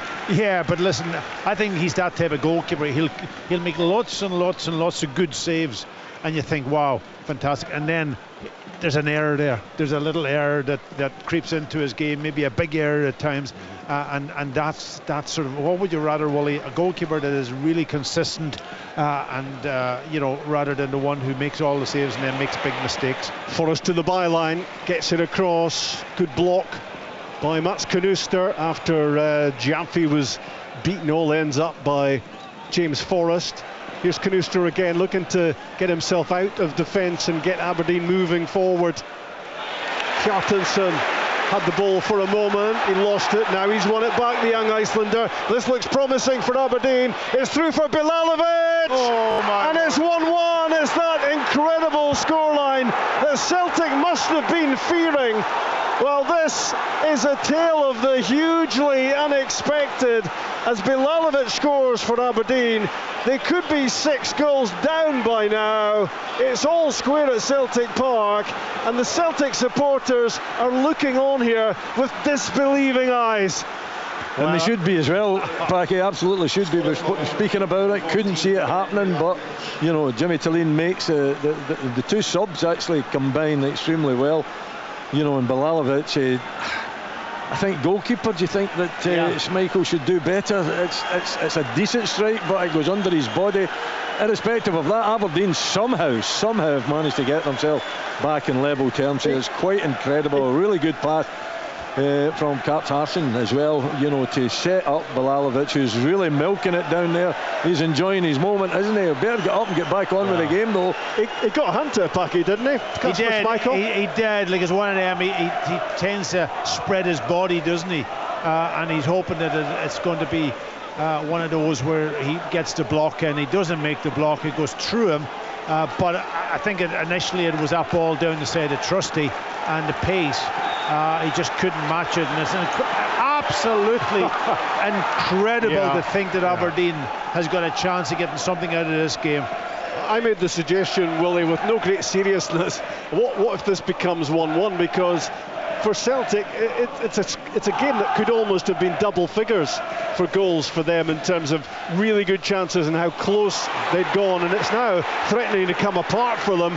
Just seen Liam Scales sliding a pass down the left side of the box, which was way off target. It slipped behind. That clock will start ticking. We're inside the last 50 minutes. Yes, Aberdeen have got 10 men, but now they've got something to cling on to. I've never witnessed anything like this, I'll be honest with you. Celtic could at least be 5, as you say, 6 goals up in this game.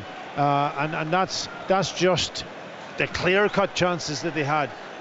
Totally dominated, and that the change he's made up front, you know, it's a player who wants to run behind, you know, and that's the difference. Yeah, a player that doesn't want to wrestle with the centre back. And it's listen, give Jimmy Tulane a lot of credit. He's 2 substitutes coming on and combining to get themselves back into this game. Yeah, but you can't put this on Wilfred Nancy's door. Here's a question: what is happening inside Wilfred Nancy's head at the moment? The way things have gone, Celtic have dominated this game. It could have been a massive win for them. It might still be, but at the moment it's 1-1, and here's Trusty lining up a shot at the edge of the area, and there's a desperation about Celtic at the moment. Tierney taking on the shot from Trusty, I should say, from 25 yards, and he's dragged it well wide of target. And Celtic have to stay calm. It's still 11 against 10. Absolutely. They can still win this comfortably. Yeah, they've got to stay calm. They've not get too excited, and that shot from Trusty, you could see him doing that in training. They hit the target. This time he scuffs it, and it goes well wide of the post, and they just got to keep their composure. It's down to players now. The manager can do nothing about it. He's made the changes. It's all down to the players. This could be one of Aberdeen's best results of all time if they can get a point out of this, but there's plenty of time for Celtic to get back in front. Forrest cuts in from the right hand side. Scales for Tierney, stands it up towards the back post. Really good header from Canuster, but the danger is not yet over. But great work from Giamfi, really strong against Engels as he got that away. Did well. No, he did. Good defending, kept his eye on the ball, wasn't distracted, you know, and then just got his little toe on it. Good strength as well, I felt, from Giamfi. So identifying the danger, you know, keeping that coolness as well, using his strength too. So really well done. Another sub that's come on and played his part. What would this result mean if it stays this way, Paki, for Wilfred Nancy? He's already hanging by a thread, surely. Yeah, but I don't think. Listen, if it's a draw, it's a draw. If you lose the game, then it's a different kettle of fish. But I think you can never. We've watched this game. We've witnessed it. We've seen what's happened. Players have got to put the ball in the back of the net. Like, he could have won the game today 5-0 easily. 5-1. Well, let's put it that way. You're giving Aberdeen their goal, yeah? Yeah, they've created it. Ralston fires it through the middle. Almost an opportunity for Shin Yamada. Great last-ditch challenge. Keeps him out. And the game is going to be penned into this area in front of Dimitar Mitov. Ralston tries again, and he fires it wide of target. He had a great hit earlier on, which produced a really good Mitov save. That time not on target, but it was close. Yeah, and if Aberdeen can restrict Celtic, you know, for shots outside the box and the form that Mitov is in, then you know, they might be happy with that. And I think as far as Celtic's concerned, and you know, you would do this in training. You would put out, you know, 10, maybe even 4v6, 6v8. And I'll tell you what, it's so hard to score when you're a man down or 2 men down. So I think what Celtic need to do is actually keep that composure, Packy, and instead of, kind of a speculative strike from outside the box. Absolutely, it might end up in the back of the net, but try to work Aberdeen and keep that composure and go from side to side and get the balls flashed across the face of the goal. They've stopped doing that.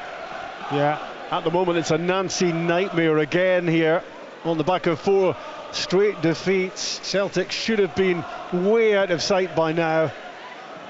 It's 1-1 at Celtic Park and we're inside the last 10 minutes. At the moment, this is one of the more remarkable scorelines you will see in football anywhere. I've never witnessed it. I must admit, in all the time I've been involved in football, I've never witnessed it. And here's another chance for Aberdeen. Great cut out by Jensen. Now he's on the end of the pass from Shinnie. Threads it through. It's Bilalovic from an angle. And it was a good block by Tierney, and the ball bounced behind off Bilalovic in the end. It was a difficult angle for him. It was a good block. But it was a chance on the break again for Aberdeen at the point in the game in which you think they would just be building a wall in front of Mitov to try to protect the scoreline, but finding opportunities on the counter.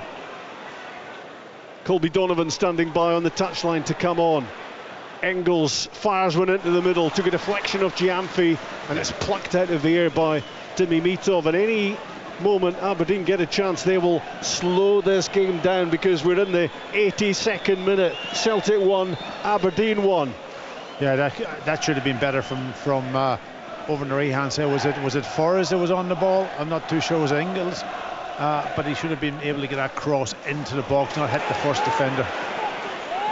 Shinnie to Jensen, clipped into the corner. Graham Shinnie's after it.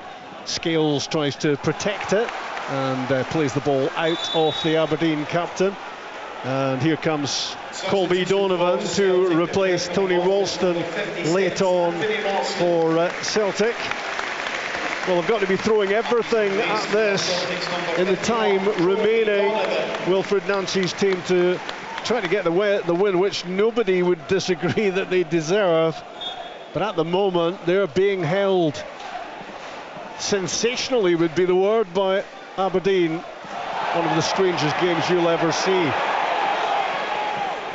The ball won and flicked into the middle towards Maeda. The free kick given against Canuster. But Aberdeen don't mind fouls, don't mind disrupting the game. Celtic want it to flow, and they want it to flow towards Mitov's goal. Forrest jinking towards the byline. Giamfi with a good recovery, beaten initially, but sliding in, and the ball goes behind off Forrest, and it's an Aberdeen goal kick. And again, Mitov not in a desperate rush to take this. I thought he was done. I thought Forrest was well past him. Giamfi showing really good recovery speed to not only get the tackle in, but managed to play the ball off of Forrest for the goal kick, and it just slows everything down again. Aberdeen will be delighted with that fact. And I must say it though, time is running out for Celtic, isn't it? Aberdeen would go level with Hibs in the Premiership on points if they can get one out of this. This will be the most priceless point of the season for Jimmy Tillene and his team if they can hold out in these closing stages. 6.5 minutes of regulation time remaining, then stoppage time, and it's going to be all about Celtic creating chances. Can they take one to get what they feel they should be getting out of the game? Donovan out on the right hand side. Engels squares it, intended for Scales I think, but it runs through to Tierney, 30 yards from goal. Somebody's got to take the initiative and take a player on. Everything's in front of Aberdeen at the moment. Going side to side, Donovan plays it in. Jack Milne reacting well to flash that one out of the penalty box, left-footed, and flying out for a throw-in on the far side. Every minute is a milestone for Aberdeen at the moment as they try to cling on to this 1-1 scoreline. Tierney at the edge of the box, stands it up, back post, another towering header away. Can Celtic get the shot away? The answer is no. It was Engels who couldn't get the shot away, and now Kjartansson does well to get the ball out from the back and keep his head and stay calm and find Graham Shinnie with a pass. Shinnie getting down the touchline, challenge through the back of Alexander Jensen. The fans don't like it, the Celtic fans, but it's a free kick for Aberdeen, and the frustration inside Celtic Park grows. Well, this is where you wanted to be as an Aberdeen fan, an Aberdeen player, and Jimmy Talleen is getting to the stage where it's all level. You've got 5 minutes to go. The crowd are beginning to turn a little bit with frustration. The players, Celtic players, are frustrated as well, and Aberdeen still look a threat going forward. Shinnie with the free kick for Aberdeen. It was Canuster who got his head to it, knocked it down. Nobody there, maybe not surprisingly, to pick up the pieces. But the ball being played in Celtic's half at the moment, and that will suit Jimmy Talleen and his team. Back it goes from Scales to Schmeichel and out the other side. Well, at the moment, in the as it stands league table, Hearts are 8 points in front of Celtic. Can the defending champions find the goal they need late on here to cut the gap at the top back to 6? Forrest again in off the right side. McGregor slides it across to Scales. Now Tierney with Jensen at close quarters, threaded through towards Nygren, lost his footing as he tried to control it, and that allows Aberdeen to clear again up towards halfway where Scales is there for Celtic. We've got about 3.5 minutes now of regulation time. Celtic 1, Aberdeen 1. BBC Radio Scotland. One of the craziest games you'll see all season long. The ball is pushed out wide again for the youngster Colby Donovan. You would imagine he was brought on to deliver crosses from that right side, but Celtic shuttle it across the pitch again. Trusty. Shin Yamada at the edge of the area, back to Scales, now with Tierney. Aberdeen working hard at closing down the space as much as possible. Yeah, but somebody has got to try to penetrate in a 1v1 situation. It's incredible. They've taken... Stepping forward again, Trusty. Shifted right for Donovan. Great ball in! Kieran Tierney finds the goal. Celtic so badly wanted on the end of the crossball, stooping to head it in, and Celtic will get the 3 points they wanted. Wilfred Nancy will surely have the first win of his time at Celtic, and you can feel the relief right around Celtic Park. It's 2-1. Well, it's incredible. It's a good cross, and you've got to say real pace on it to the back post. And Tierney, of all people, to get himself into that position that you would see maybe Maeda or somebody arriving into, and just it bounces up, and he just had the easiest enough task, I think, to keep his eye on the ball and head it into the back of the net. Relief around the stadium, relief for the manager and that group of players, I've got to say. It's a fantastic cross, though, isn't it? The quality of that cross from Donovan from the right side. So difficult to defend. I felt that Jack Milner, I saw a replay of it, I think his position at the near post should have been better. He had a swipe at it with his left foot. If he'd have just adjusted his body a little bit and identified the danger, he'd have been able to cut that one out. Once it was past him, then there's no coming back. Just a couple of minutes short of 90 when that one went in. It could be another one for Celtic on the end of a long ball. It was Dyson Maeda. It really should have been 3-1. We're so used to seeing him taking those sort of chances in his sleep, but he's fired it wide. Oh my word, it's another huge chance, I've got to say, in this game. Ball played just over the top. It was a poor ball from Mitov in the first place into the middle of the pitch where Nygren headed. I think it was Jack Millen then, and knocked it away, and just the ball's just played into the space for Maeda to run onto, and with the goalkeeper coming out, he hits it first time, and instead of hitting the target, he knocks it wide. Well, it was just at that point in the game when Aberdeen felt they could see the finishing line. Yeah. I mean, I would say what the last 10 minutes of the game, they've looked pretty comfortable. Prior to the second goal going in, and you're thinking, well, but Celtic have got a history. They've got a history of scoring late, have they not? Yeah. And they keep knocking at the door, and the quality there was superb. The cross from the right-hand side, so difficult to defend against, although I think Jack Milne's position could have been better.